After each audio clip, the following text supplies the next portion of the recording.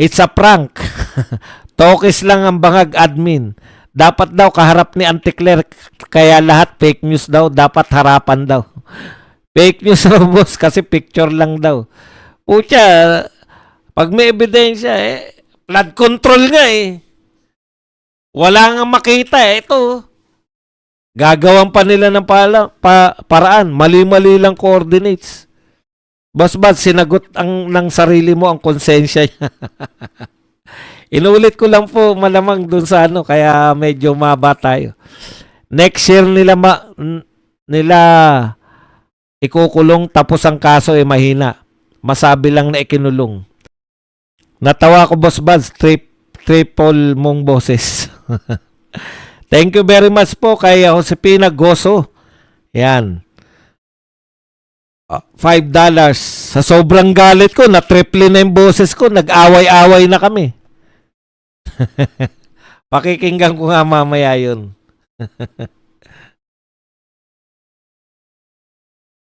Noob. Solid DDS lang kami. Go, go, go. Lucille Yalong. Halimbawa, may Duterte sa listahan ng maleta. Sigurado imbestigahan agad yan ni Pinky Baleleng. Correct na correct. yun lang parte na yun. Davao. Naawa ko sa mga pumunta ng Davao eh. Talagang warak na warak pati karir nila eh. Paano yan, Sir Buds? Yung mga agency ng gobyerno na dapat magsampa ng kaso involved sa maleta delivery. Yun na nga. Ano pa aasahan natin dyan? Parang nagbirada agila ka, boss, nang ikaw lang mag-isa. Kakaiba yung echo mo, boss. Parang kinokontra ka, galit na galit. Sabi ng prosecutors, flight risk daw si Tatay Digong kasi maraming network at supporters. Para pala makalaya si Tatay Digong, kailangan wala siyang supporters o gagba sila. Yun na nga, hindi nila naisip. Kung totoong kriminal si Digong, bakit ang dami niyang supporter na Pilipino? Sila din, hindi maitanggi. Sanay kasi sila, ang mga nililitis nila, mga kinamumuhian ng mga tao. Boss, yung timing ng destabilization ay nasa interview ni Trillanes. Nagkataon lang ba o may script na sinusundan? Ano po ibig sabihin mo? Yung timing at destabilization nasa interview ni Trillanes. Malamang. Di ba? Malamang yan. Binababaan sila pati media. Ganyan din ang sinasabi ni Arnold Clavio. Sino nasa likod niyan? Bakit yung timing? O pwede rin naman nire-re-echo lang nila. Pwede naman pong walang dahil mahina kukote nila, nire-re-echo lang nila yung naririnig nila. Boss, parang pinapagalitan mo sarili mo, lalo na yung nanggigigil ka. Sayang yung gigil, no?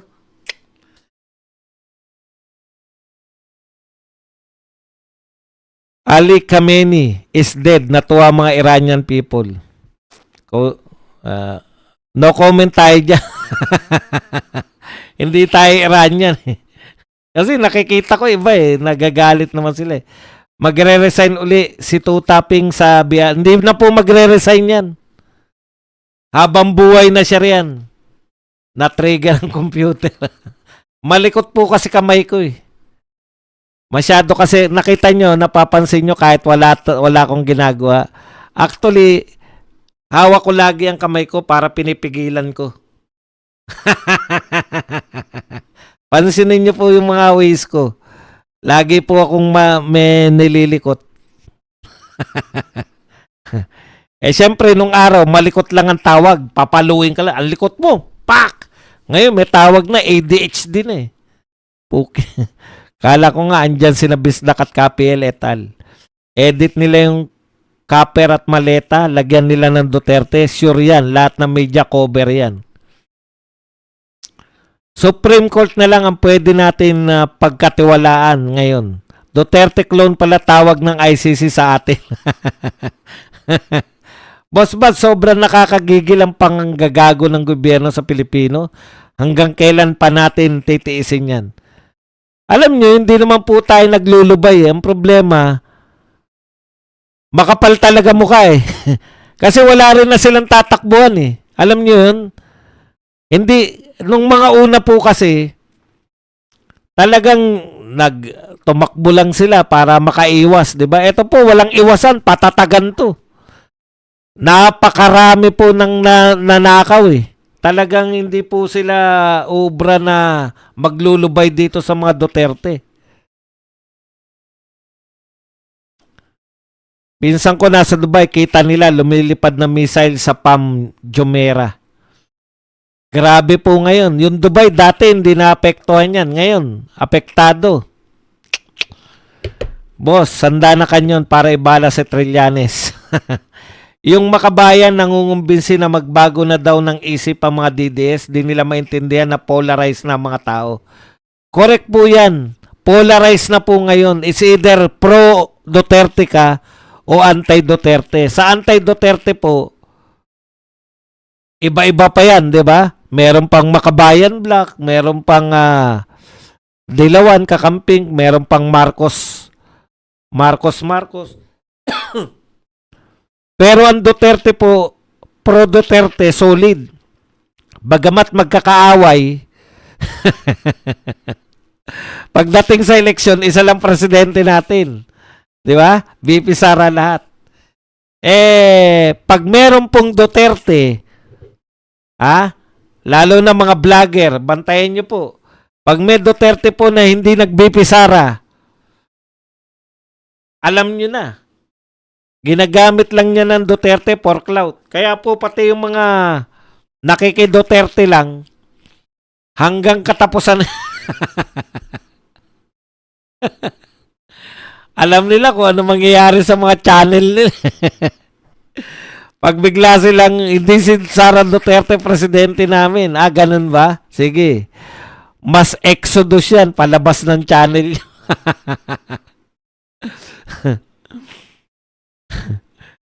Boss, para kang gumawa ng exorcism sa katawan ni BBM, holy water na lang kulang. Magandang tanghali, Boss Bad, sa lahat. Para walang hearing to tapping, alis kayo uli sa BRC. Naiipit ngayon si Lacson, sitwasyon niya, mamaya imbestiga siya. Siya ang tatamaan. Huwag niya pansinin, lalong hanapan siya ng taong bayan sa malaki responsibilidad. Wala na siyang kalalagyan sa problema niya. Tsaka kayong mga senador ngayon, pag hindi kayo tumalima na mag-imbestiga ang BRC o kahit na anong committee, yari kayo. Wala kayong silbi kasi hindi po namin na kailangan ng batas ngayon. Kakaiba po ito nangyayari. Ang kailangan po namin sa Senado ngayon, kayo po yung maging check and balance ng gobyernong ito. Gagawa na naman kayo, kadena bill. Gumagawa kami ng kadena bill. Diversion lang din yan yung anti-dynasty bill. Ano po silbi niyan? Maiiwasan ba niyan yung pagnanakaw? Puta, direkta na nga eh. Ito, sasabihin ko sa inyo ang nilalabag ng mga magnanakaw, direktang mga batas. Ang problema nila, hindi sila takot sa batas. Naintindihan nyo ba? Tapos ang gusto nyo lang gawin, gumawa kayo ng batas, anti-dynasty bill para hindi na makapagnakaw. Yung nilalabag nga nilang batas, anti-graft and corruption law, anti-lander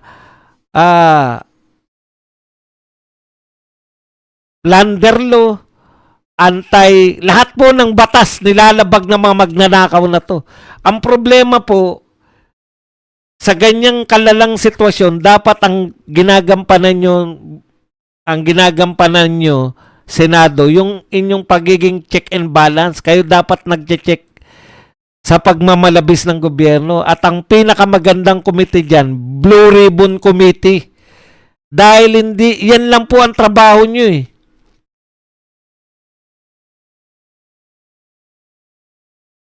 Boss, pwede ako magbago basta tumuwid ang mukha ng iwi.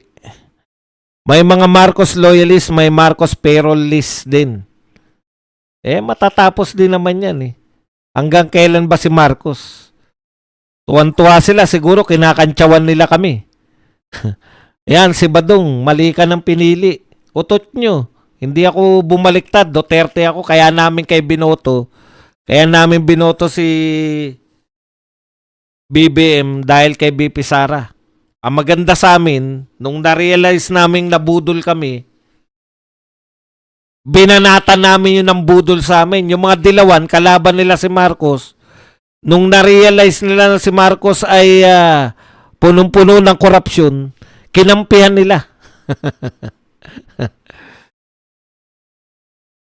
Boss, anong comment mo sa palabas ni Makagago? Wag ko nang intindihin yan. Hayaan nyo na po yan.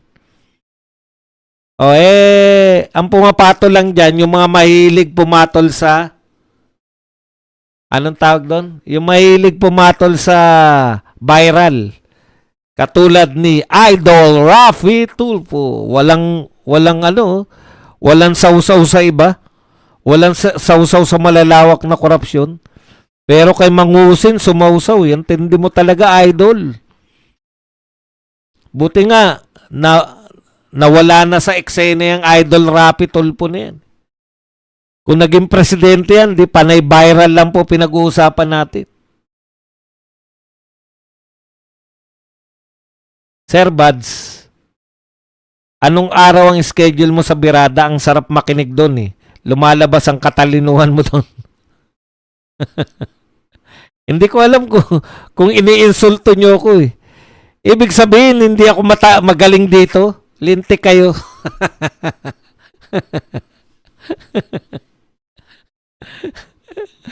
Hindi, sa Birada, ganun talaga kasi dito kasi ako lang nagsasalita, di ba? Wala kayong comparison eh. Naintindihan nyo? Parang ganito po yan. Na-appreciate mo lang yung dami ng pera pag galing ka sa walang-wala. 'Di ba? Pag mahirap ka at nagkaroon ka ng pera, appreciate mo yun eh. Pero pag dati ka ng mayaman, baliwala lang sa iyo yung pera eh. Kaya dito, ganun lang yun, no? Kaya nyo nasasabi na parang hindi ako magaling dito kasi wala kayong comparison eh. Kanino nyo ako ikukumpara? Sa sarili ko. Mas magaling ka nung mas magaling ka nung 10 minutes ka nagsasalita kaysa nung ika-30 minutes mo. Yun po yun eh, di ba? O kaya nga may first honor, second honor. O kaya siya first honor kasi nahigitan niya yung mga kaklase niya. Ganun lang din po yun. Pag marami kayo, may tendency kang umangat. Pag may kinukumparahan ka.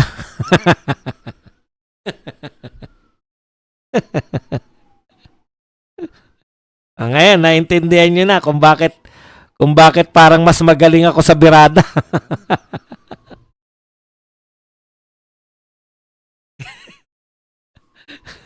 Biro lang po.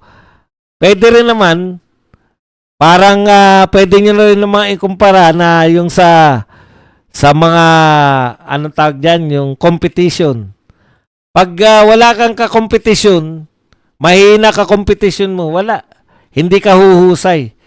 Pag magsama-sama kayong mga magagaling, doon ka huhusay din. Nacha-challenge ka eh, na magmarunong eh. 'Di ba? At isa pa, ito ang technique natin dyan. Karamihan ng mga topic namin, tinatopic namin na natalakay na natin. Ibig sabihin, naaral ko.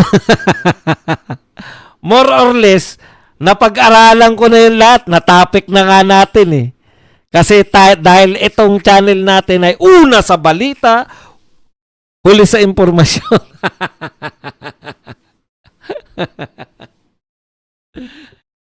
Mamaya pa lang, punahin nyo po. Lagi tayong una sa balita. Mamaya pa lang nilalabas o bukas pa nila ilalabas na talakay na natin dito. Kaya wag niyo na pong wag niyo na po kung hangaan doon. Swerte niyo nga, narito kayo eh. Boss Batch, yung Blue Ribbon malapit na maging Pink Ribbon dahil kay Pinky Lacson. Kaso inarang ni Lacson. Tama. Ayan. Naglabas ba na ba na listahan kung sino inabutan vlogger ng mga Marines? Wala eh. Akala ko Spartan lang ang 300, pati pala paid trolls 300 isang building sa Makati. Kita mo, kaya na kailangan pa nila yun. Kinakailangan pa nila ng building para ang lalabanan lang naman nila. Marami pa rin mga Duterte vloggers. Kasi totoo yung Duterte, tsaka iba-iba sinasabi namin. Hello, Sir Badong, happy Sunday. Si Raf Tulpo na bahala dyan sa dalawang bangag influencer. Wala na tayong maasahan sa daming maleta na na-distribute, kakampi na lahat ng mga mag-uusig. Walang balita sa mga malalaking screen, pero sikat na ang Pilipinas sa iba't ibang bansa. Idol ng kababawan si Rapi. BBM at Romualdez, tinatawanan lang ang nagiging defender nila. Maleta lang pala ang katapat nyo. Yan. Marcoleta sana BP para masalot. Mga salot ubos. Walang inuurungan. Walang sinisino-sino. Batas ang sandalan. Tindi ah.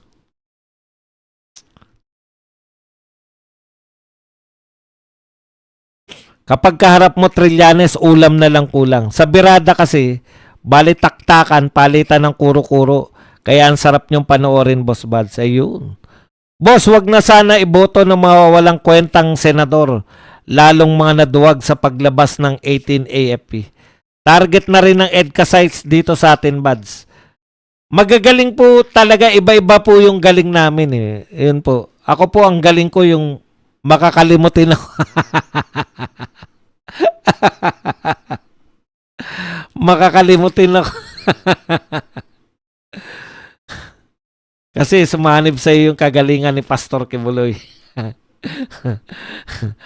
Bless the Father. Yeah. Boss, sino-sino ba re-electionist sa 2028 for senators? Hindi ko pa po napag-aaralan yan. Pwede naman natin itanong kay Google yan. Pag-expose ka sa matatalinong tulad ng karamihan sa DDS vloggers, madalas nahawa ka sa kaisipan nila. No wonder hanggang ngayon utak biya pa rin ang trolls ni BBM. Correct po yun. Ato, papaliwanag ko sa inyo ha. Baka marami po sa inyo hindi ko po minamaliit.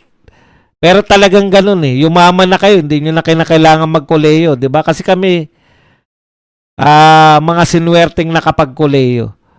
Alam nyo po ba, yung diferensya po ng mga universidad na matitino, malalaking universidad sa may mga maliliit na colleges sa tabi-tabi, di ba?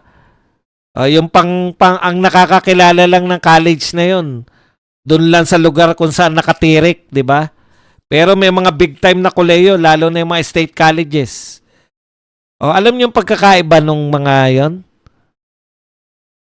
Professor. Magagaling po yung mga professor. Kaya dun po talo yung pangkaraniwang koleyo. Dahil po sa professor. Kasi yung kasabihan po, you cannot give what you don't have. Diba? Paano huhusay yung mga estudyante mo kung wala ka namang kapos ka rin sa kaalaman? Kaya papansinin po ninyo, kaya po sila magagaling kasi nakakapag-hire sila ng pinakamagagaling na mga profesor. Ibig ba sabihin, innate na magagaling o yung pagkapanganak, mas magaling na talaga yung mga mayayaman kaysa sa mga mahirap? Hindi po. Marami pong estudyante, lalo na yung mga science class dito po sa public school. Marami po mas matatalino kaysa dyan sa mga estudyante Ateneo, Lasal, etc. Ang pagkakaiba po, yung mga professor. Pucha, elementary pa lang, matindi na po yung hinahire ng mga Lasal, mga Ateneo. Paano sila nakakapag-hire ng mga magagaling na mga teachers?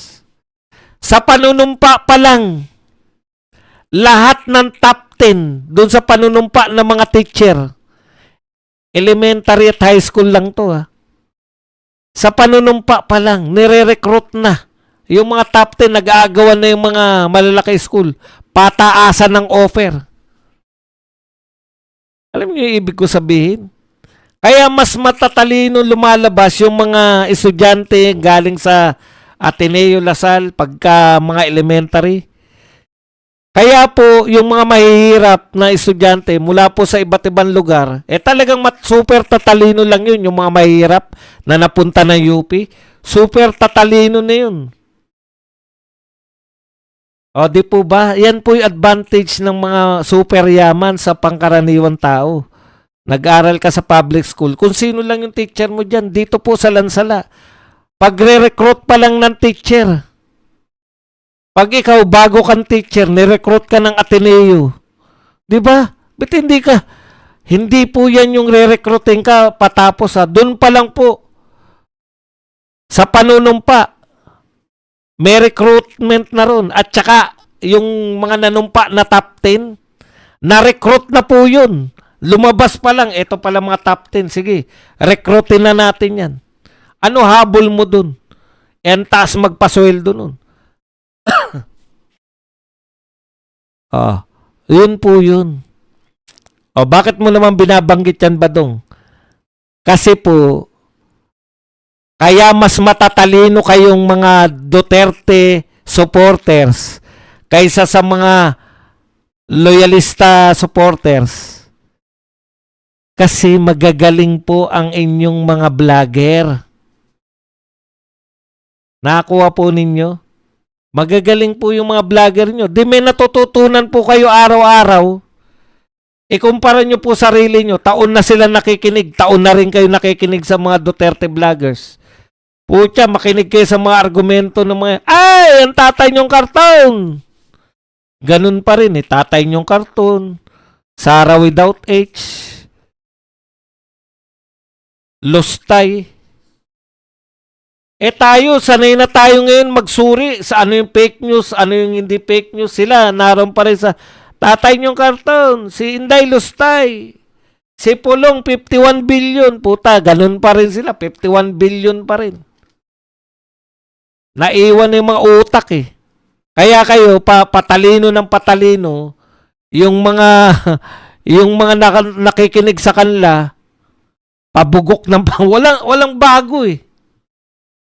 Tatay na karton pa rin. Ay, nakakulong pa rin ang tatay niyong karton.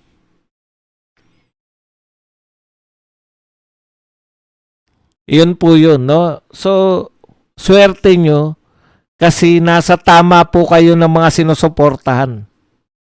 Medyo babalansin nyo rin. Meron kayo dapat na mga vlogger na sinusuportahan na may mga Duterte vloggers na exclusive for chismis lang eh, yung una-unahan lang eh. Ayon sa aking sa kanilang mga inaasahan, yan, yung nakikipag-unahan. Balansehin nyo rin ang mga nagsusuri ng mga issues para nauuna kayo sa mga balita. Yun kasi yung tendency ng mga iba eh, yung paunahan lang. Hindi naman po paunahan lang yan eh. Pagandaan po ng ng mga paliwanag. Kaya hindi nyo po namamalayan, nagiging smart na po kayo. Hindi nyo namamalayan. Kasi ganyan lang naman sa kolehiyo. Mag-enroll kayo sa professor, makikinig kayo ng mga lecture. Makikinig kayo. Dito nga, nakikinig na kayo, nag-enjoy pa kayo. Wag po yung enjoy lang. Bagbalanse po kayo. May mga vlogger po na mga sa una-una lang. Diba? Mga unang balita kasi marami silang source na malalakas ang loob nila na make up ng mga video tapos re-reactionan lang nila. Eto po, makinig po tayo rito, diba? Kay Senator Rodante Marcoleta, patay kayo. Hindi po sila actually nagsusuri pero nagbibigay po sila ng mga unang balita. Kasi mga balansin nyo rin po ng mga nagsusuri naman. Para naman po may laban kami. Pucha, karamihan. Narito na po, pakinggan po natin. Ito po mga na to. Ito po, manood po tayo kay Rodante Marcoleta. Tapos gaganon-ganon na lang sila. Wala po masama dun. At least, yung mga kinukuha po nilang mga video, hindi naman namin kaya rin yun eh. Di ba? Hindi naman namin kaya yung mga ginagawa nila na makakuha ng mga video at mag-edit ng mga video. Balansehin nyo rin ang mga mukha lang. Kasi kami naman yung nagsusuri ng mga video na pinapakita nila. Kaya dapat binabalance nyo. 'Di ba? Para kayo, umuunlad din po yung isip natin. Iba-iba po yung vlogger eh. Meron namang vlogger na, ito po, bagong-bago to. Ayon po sa aking 'di ba? Meron siyang mga hayop na pinagkukunan. Okay din yun. At least una rin kayo sa balita. Unang-una kayo dun. Kaya lang, wag niyo po kakalimutan yung mga katulad namin na nagsusuri po rin ng mga balita. Hindi po dapat one way lang. Yung iba kasi gusto sila makauna lang. Una.